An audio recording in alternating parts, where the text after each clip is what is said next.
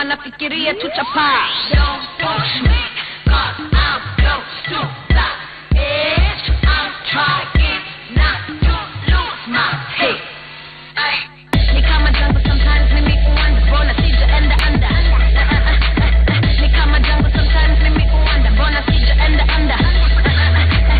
Ni kama jungle sometimes, mimi uwanda, bona sijaenda under. Ni kama jungle sometimes, mimi uwanda, bona sijaenda under. Na wale wanadao ni 1%. Si uwaonaga siku ya kulipa rent. Sisi ukuwaga ndani ya predicament. Biggest spender, government. Unchurch-official, the miracles are also artificial. Congregation wako so superficial. Wanataka ule Mungu mu beneficial. Unofficial, kitambulisho. Unaweza get in a few days. Unaweza get in a few ways. Unaweza get bila delay. Nowadays, kasi hakuna madokta. Nagawa ijali sisi wagonjwa. Tukienda private, tutapay. Sunny obvious, nani anasay. Don't push me, cause I'm close to the edge. I'm trying not to lose my head. Ni kama jungle sometimes, mimi uwanda, bona sijaenda under. Ni kama jungle sometimes, mimi uwanda, bona sijaenda under. Ni kama jungle sometimes, mimi uwanda, bona sijaenda under. Ni kama jungle sometimes, mimi uwanda, bona sijaenda under. Hakuna do kama mafuta ya Warabu, lakini pia do mafuta si ajabu. Venye kina step blood, wamepakua do kakuvekwa plata. Na venye sisi upenda news, na venye sisi upeaga views. My likes, my shares, kujiamuse, na world, na bear, my world issues. Siku hizi ni za social media, modern, daily, encyclopedia. Fuata, hawa ma socialite, wakienda, naija kusocialite. Don't push me, cause I'm close to the edge. I'm trying not to lose my head. Those are the sounds of Muthoni, the drama queen, and she is our special guest this morning here on Power Breakfast. Welcome to the show. Thank you. Dope video. Thank you very much. I like the whole look. I like the look today with the headpiece and everything. Thank you. You always got such cool accessories. Thank you. I have to say that. .ke. This year I'm wearing KE stuff only. Good, so good. things that are made in Kenya. Got to promote our own. Yeah. Awesome Kenyan stuff. designers, yeah. Well, welcome to the show. Thank you very much. How have you been? I know you were traveling. Yeah. In Switzerland? Yes. I spent the better part of January in Switzerland just finishing up my album. I work with two producers who are based there, GR and Hook, and so we were just doing the final recordings, shooting videos for the album and stuff like the first song that you've already seen, because the album comes out in April. So why Switzerland specifically? Yeah. Why are you not shooting your videos locally? So I met these guys in 2013. A mutual friend introduced us and we had a really strong connection. And so then we were like, let's try and do some work together. We did our first album, MDQ, that's the one that had like 9 Yahoo, and I really enjoyed the experience. It was fun working together. And then we did a few tours, a few shows in 2014. 2015 we did a proper summer tour as in 2016. And I think just being in that environment has really helped me grow. I think this is my big why for Switzerland. I feel like I needed to be in that environment to see how far I can push myself as an artist. When you have all the enabling tools, what kind of a performance can you create, what kind of a recording can you create, when all the conditions are available for you to do something really good. How far Sounds like it was a very positive experience. It's a really positive experience. Yeah. So this is album number... So this is going to be album number 2 with them, and for me album number 3. Album number 3 for you. Yeah. So you've been doing this music thing for a while. When did it all officially start for you? 2005? Okay. It was the first time I ever did a concert with my friend. And we were still in a duet, and that was actually the one that set me down this path. Just the process of putting together our show, training a band in real time, teaching them your music, organizing it, So I feel like it was the training ground. Everything that has since happened, I can trace the roots specifically to that show we did in 2005. But it was not until 2008 that I put out like my first like EP. Like, hi guys, I've recorded 3 songs. Yeah. You can now play this CD in your house or in your car. And so I often feel like 2005 was like early beginnings, and then 2008 I was like, yes, my name is Modoni, and I'm an artist, and I'm a drama queen. Let's talk about the drama queen for those of you who are not, for those people watching who are not familiar sort of with your story and how that came about, and the fact that you did play tradition. I don't know if you still do. I still do. The traditional drum. Yeah. So how did that come about? So what happened is when I was quite young, so church, there's a guy who used to play the drums, and I thought that it was really interesting that he could like do that. The benefit for me was if I learned how to play the drums, then I would stay awake during mass. Oh. Okay. Because after that, when my mom or my dad's like, yeah, so what is the second reading? I mean, I have to be chondro if you're like playing drums. So he really like motivated me, and so I started to mess around with them, and it was only in high school that it became a thing, because then I auditioned to be in the drama club, and they didn't need Form 1s, but I could play the drums. Okay. So then I got in, and then I really worked on it in high school. And then a few years later, when I met Ted Josiah, and I told him that I play the drums, he's like, you must make that central to your story. Drums are so authentically African, and their rhythm, and it will teach you how to think like a metronome. And so then the drum stayed. So I play the drums. It's just that, you know, they're bulky, so you have to set it up, and like, it's taken me a long time to learn how to make them part of my performance, and they are. And so if you come to my shows, you'll understand why I'm a drama queen. I mean, so there are people who call you the drama. You know, does that bother you when people think it's drama versus drummer? No, I feel like actually, I feel like for majority of the times I'm fairly underwhelming when people meet me because they think it's like drama. Yeah, like. And then I'm just like, no, just chill and good vibes. Good music, and they're like, oh, so you mean drums? So you talked about being authentically African with the drums, and you know, just your whole spirit is authentically African. Your look and everything. Thank you. I mean, has that always been the case for you? Did you always want to create music that is authentically African?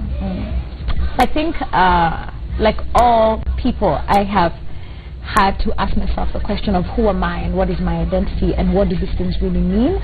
And I think I made my first deliberate decision to be African, or to embrace myself as an African, you know, when I was about 18. And so then I switched. I dropped my baptism name and moved to Modoni. And for me, just the understanding, like, so in my ethnic community, the way the naming is done and how rich the culture is around naming and who you're named for, and therefore, you know, what is expected of you or what is already given to you. And the whole idea for me became just very fascinating. And so my university years, a lot of time was spent in thinking about what is this identity, what is Kenyan, what is African, what is woman, what is Pan-African. I feel like that's where I really formed those ideas, and then they have stayed with me because they're beautiful. And I now feel the label that I have on myself right now is an international African, right? International African. I'm an international African. I feel that I can fit in anywhere in the world. Any global capital that I go into, I will fit in, I will adapt. But I continue to be African in that environment. I'm an urban African. So I see the world as one, even if I'm able to act within my local context. Now, music for you seems like something that is you, as in you're not a person who sings. Like, you are an artiste, you are a musician. Like, this is what you live and breathe and all that. Did you ever have a point in your life where, you know, maybe you had pressure to become something else or to pursue a different, you know, path or career? So, incidentally, I must say, I didn't think I'd be a musician. Really? I really didn't think I'd be a musician. What was the other plan? I was going to be a lawyer. Okay. For very many years, I was going to be a lawyer. Though, in examining myself, I know that I always wanted to sing. I love to sing, I love to perform, I love to entertain. These are my earliest memories of myself. But I also remember that this was not a conversation that you could have at home about being a musician, and it was, you know, deliberately erased out of my imagination. You cannot be a musician. It's not good. It's not acceptable. It's not worthy. And so then I invented a new idea that I wanted to be a musician, and I wanted to be a lawyer. And then what I did my whole life is I was always in like theater, drama club, public speaking, whatever. I found outlets for the creativity in the school system, and as long as I did that, it didn't threaten my parents, it didn't threaten the community. Like she's just good at debate, or she's just good at drama. It's a school, it's an extracurricular activity. And then I also recognized quite early with my parents that if I did well at school, you could pretty much do whatever else. So then I learned, like, just pass your exams. If you pass exams, no one's gonna give you grief about doing this drama, theater, whatever. And it was and I was like this you know, until 2004, when a friend of mine asked me, you know, I asked a friend of mine, why don't you write music? So she was singing choruses for some rappers, and she was really bored with the experience, and she wanted to do more. So I challenged her. I said, why don't you write songs? And she says, no, why don't we write songs? So we'd been singing together in high school. And I was like, yeah, sure, let's write songs, let's do some voice classes. And then her sister was like, you guys are boring, you keep writing all these songs and doing voice classes. When do we get to see a concert? Or when do we record something? So 2005, you know, we were forced, shall I say, to do something about your voice training and your songwriting. And this is how we ended up with the concert. The process of putting together that concert is what reminded me of what I had always intended to do with my life, which was to create art and to sing. And organizing it, I was like, actually, I'm fairly competent at this. I can actually do all of it. And so here I am. I'm just going to be a musician. And so then I feel, for me, I really chose. I don't feel, I mean, I hang out with people like Bien, and like Bien is a musician from the beginning. There was nothing else like that was going to ever happen. For me, I feel like I made a deliberate choice. I was like, actually, I think this thing, I'm going to do it. So from 2005-ish to now, the evolution, has the genre of what you're doing, has the content of what you're doing changed? I mean, has the music changed for you?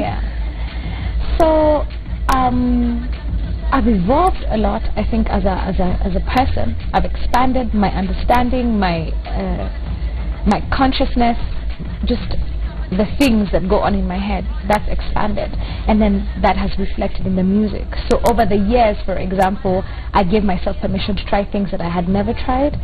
So then I used to write poetry, but Wawesh is the one who said rap. And I was like, oh, I'm not a rapper. He's like, yeah, but rap is a technique. So just rap.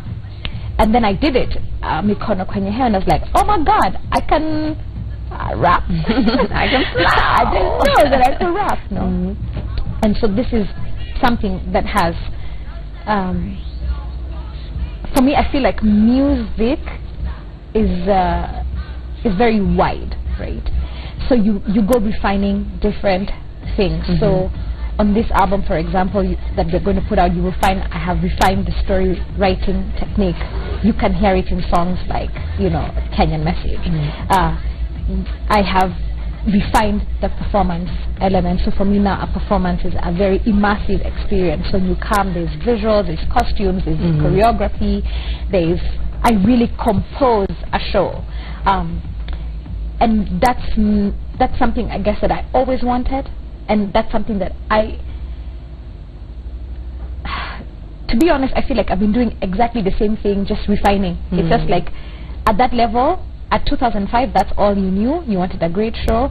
In the 2005 show, I had dancers, I had lights, I had choreography, but now it's like the refined version in 2017. So does it ever bother you, you know, as society, when we want to kind of put you in a box, we want to put us artists in a box, like we are named Banga, Kapuka, you know, what do you feel the need to sort of define what you do? No. And so this is why I say I sing, I rap, I drum.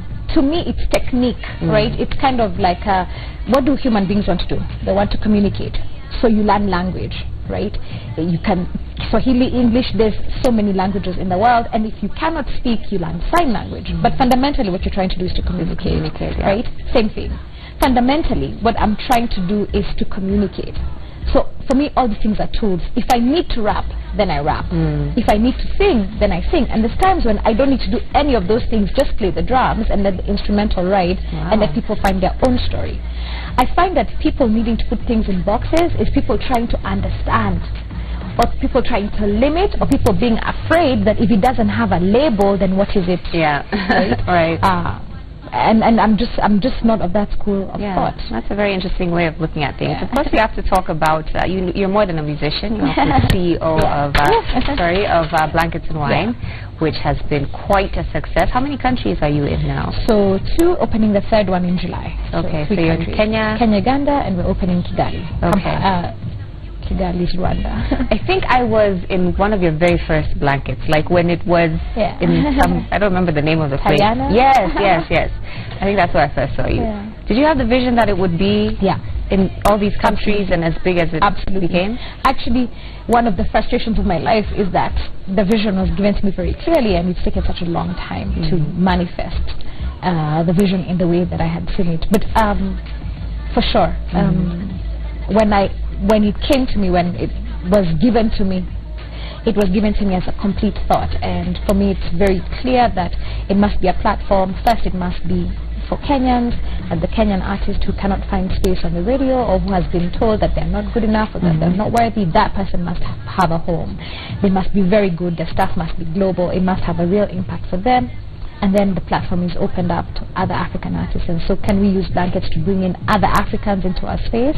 And then can we take Blankets and export it out into other parts of Africa? And then could we take Kenyan artists there? And for me, I feel like Blankets and Wine is our way of making the Pan-African dream come true. This is my version of the Pan-African dream. Right. So speaking of giving platforms to Kenyan artists, I read an interview once that you were saying that, as in Kenya, we just don't have enough in terms of our music industry. There's nowhere to perform.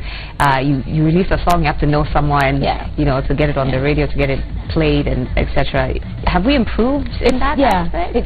For sure. I feel like from late 2015, there's been a whole lot more that is happening. At least I could say in Nairobi now we have like 2 established venues where artists can actually put on performances and the venue, the facility works. I think that there's definitely been a switch with radio people, with DJs. I feel like artists and radio and DJ people collided for such a long time, and us saying play Kenyan music, and this dialogue about, okay, but this is what it needs to sound like, or this is how you need to approach it. I think there's more collaboration in that area. I feel like there's more willingness by radio to play Kenya. I think also there's consumer fatigue. I think just Kenyans just got tired of listening to all this Nigerian stuff and all this bongo stuff. But I believe something like different. Where's Kenya? Yeah. And I love that. And I love that Kenyan fans have demanded of the platforms to give us the airtime. Yeah. I also think that technology has really come to help, right? So for a whole bunch of artists, if you will not play us on the radio, we don't even need the radio. We have SoundCloud, we have YouTube, and then the consumer can come directly to us. And so I think that all these things have come into play, and things are definitely so it's a much friendlier market than it was several years ago. Talk about your new collaborative effort with Fena, Mayonde, and Kagwe. And Blinky Bill. Okay. Correct. Tell us about it. So the 5 of us are really good friends. We really admire each other. We've known each other a long time in the music business. And I think that one of the things that for me was fundamentally missing for a long time is a community to belong to. Artists who think like you, who are willing to push boundaries like you, who are interested in creating something that lives beyond the 5-second hype. And so when we found each other over the years and like just loving one another, supporting, becoming friends, and really invested in each other's dream and each other's process, but like, why don't we just make music together?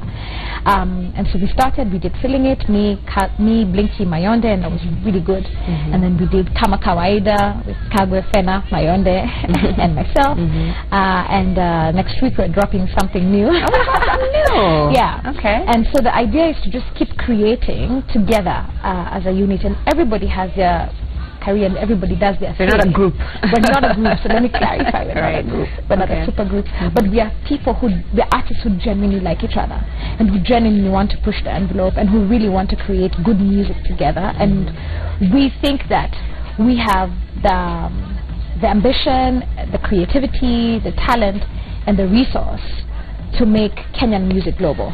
And that's the plan here. So we're not trying to just be like, I don't know, famous for now. Our thing is global. Are you working towards an album? We have to see how spirit guides. We're not averse to the idea. Okay. Everybody has a lot of projects on their plate. And everybody's very interested in the success of the group. So we're just kind of going with spirit. We have made our intention known, which is to create music together and to change the game. But I know acts are always saying like, we're here to change the game. No, but we really mean it though. Okay. Like to really, we feel that we have to do for the industry here, for example, what Wizkid is doing for African music globally. Right. We have to open the door all the way in such a way that nobody else will ever have to bang against a door. There's no young person in Kenya or person or any artist. There's no artist will ever be like, man, I can't make it because we want to open all the doors all the way. Sounds exciting. I'm looking forward to the new music, and hopefully I'll be able to host you when that comes out as well. You've been in the industry for a while, and as an artist and a female artist and a CEO, a boss chick, I'm sure you've encountered, adversity, trying to maybe knock down those doors that you're hoping that other people don't have to knock down in the future, and just, maybe misogyny. I mean, like, being a female. Yeah. How has that experience been? Have you faced hurdles? Does it not, bother you? So I feel that every woman's experience in the music business or in this industry is different. I suspect a lot of it has to do with what you know going in, right? So from the beginning going in, I just felt like I was an artist who really, really, really was fighting to exist. And the theory around me was that you are not Kenyan enough, or Kenyans cannot accept this. You're not doing kapuka, and you're not singing Thai language from California, therefore it's not Kenyan and it can't work. And so because I was always sort of boxed out or put into this bubble, or this was a narrative that was pushed, I don't even think I existed as a girl. I was just like other. You know the way when you tick boxes, right? And then there's the one that says other. Explain. You're not a female Kenyan artist. Thank you. Mine was just like other. I've always been in the other box, and I'm grateful for that, because then a lot of the stuff that I hear from women who've been in the industry, a lot of that didn't happen to me. I must say though that when I started to put together the gigs, and you're always dealing with guys. It's men who own all the equipment, they own all the event companies, they own the radio stations. It's a very male-driven. And so I made a very clear distinction from the beginning between work and life. These two things don't mix. If any innuendo is made in my direction, I do not acknowledge it. I don't go down that road. I don't participate. I'm not doing any of that. A, I don't know how to do it. And B, I don't think it's required for me to do it. And I just didn't want that to be my narrative. And you see, I already had the training. So from a band perspective, I was already the only girl in the band, right? And so understanding that really, hapa tuko kazi, don't entertain it, don't indulge it, don't participate in it, when there's boy talk happening, make yourself very clear that you're not interested in participating, or you don't want to have that conversation, and if you don't have power in that environment, leave. So this has been my attitude, and that's what I'm saying. It depends on what you know going in, and so just going in knowing that I'm not doing any of that. I don't have the bandwidth to go down that route. So then I've been exempt, and when it has been brought to me, I don't participate. I don't engage. I'm very, very strong-willed in that. For young people watching, and particularly young female artists who are watching, and you're very self-aware, and you know who you are, and as you're speaking right now, you can tell. But there might be someone who's starting off or kind of hoping to maybe be as bold as you are and be able to just produce music and live in their truth, what sort of advice do you give young people, young artists? So I like what you just said, which is living in your truth, and I feel that it's important to say nothing you do in life is going to give you satisfaction. Doingness cannot give you satisfaction. Being famous, having money, being a TV presenter, radio engineer, the doingness of life cannot give you satisfaction. It is the beingness. It's like having the conversation with yourself at length. Who am I and what am I really here to do? And be willing to put yourself through a very sincere soul searching. And my soul searching, for me, I think started when I was around like 16, starting to ask the questions like in high school, and you're like, do I really believe in that theory? Your theory of God, I don't really think that makes sense. Or why does the country look like this? And start to ask those questions. And then when I finished high school, I gave myself the permission to strip down every idea that had been given to me, up to and including my name. Right? And I'm just like, all of these are ideas that society has given on me. What about me? What do I honestly begin think? Building your own identity. So can I build my own identity and my own ideas and the things that I stand for and the things that I represent? And so in doing the self-work, in going in and finding places where you're broken or you're sad and taking the time to heal that, or being deliberate and being kind with yourself, so then I'm very satisfied. And I continue to be very satisfied in myself. And I like who I am, and I like who I'm becoming, and I trust myself. Now, the music comes from there, right? Or the business ideas came from there, right? So doing Blankets isn't what made me brave. I was already brave. I had already told myself that I am enough, and I am going to do this thing, and I don't know how to do it, but I'm going to figure it out, and I trust myself to figure it out. And if I don't figure it out, I trust myself to say, quit, find something new, right? It's not the other way around. So for anybody who's starting, I'd say really please spend the time working on yourself. This thing is not going to give you satisfaction or joy. Spend the time working on yourself. Number 2, work on the craft. There's nobody who's ever going to argue with craft if you know your thing. You want to sing for real. You have to sing as though Beyonce was listening to your audition, right? You want to rap, you have to rap as though like Kanye has a deal for you. So give work it your on the all. craft. We're just about out of time. Maybe you can just tell us when the album is expected. The album is coming out in April. Okay. You have to follow me on my handles. Go ahead and Twitter give us the handles. at ModaniDQ. Instagram, which is where I spend a lot of time, MDQ Bows Lady, so BAUSS. And Facebook, my Facebook page, which is also where I spend a lot of time, Modani the Drama Queen. Come there. That's what I'm going to tell you. The name of the album, the date the album is dropping. I'm going to start showing you guys some of the artwork, the visuals. It's amazing. It's amazing. Sounds very exciting and can't wait. Thank you so much for joining us on Power Breakfast. Like I said, I'm looking forward to talking to you again when the new music is out. Thank you. But definitely a very inspirational interview for us here on a Friday on Power Breakfast. Thank you for watching Power Breakfast this morning. On behalf of myself, Freddie Ndimuli, Charles Odhiambo, it's been absolutely fantastic. Don't forget, myself and Willis Rabru will be back 10 p.m. here on Citizen TV for 10 over 10. Another great show coming your way then. But of course, you keep it Citizen. News Extra coming up next with the lovely Janet Mvugwadishu next. So have a great day.